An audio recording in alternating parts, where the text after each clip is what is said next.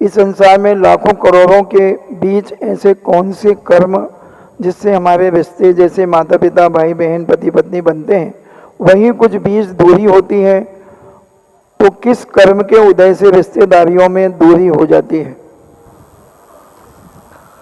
सब चीजें कर्मों पर और भगवान पर मत हो, कुछ अपनी दिमाग की खुरापाती पे सोचो, कसाय पे सोचो।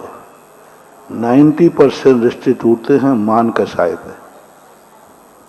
उसने मेरी बात नहीं मानी, उसने मेरी बात मानी।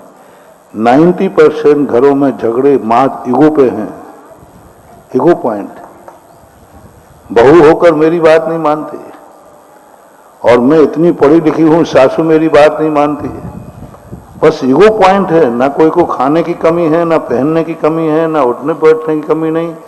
जैनियों की भगवान की कृपा से कहो या अपने पुरुषार्थ से कहो, खाने पीने की कोई कमी, मात्र ईगो पॉइंट होता है। अहंकार खाए जा रहा है।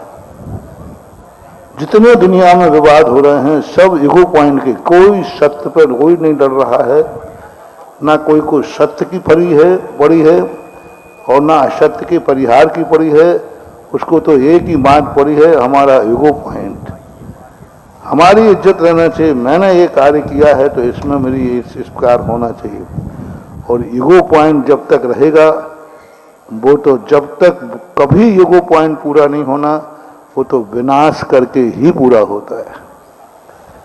रावण का ईगो पॉइंट था, प्रयास पूरे कर लिए। रावण ने कितना सीता जी को समझाया, गई नहीं।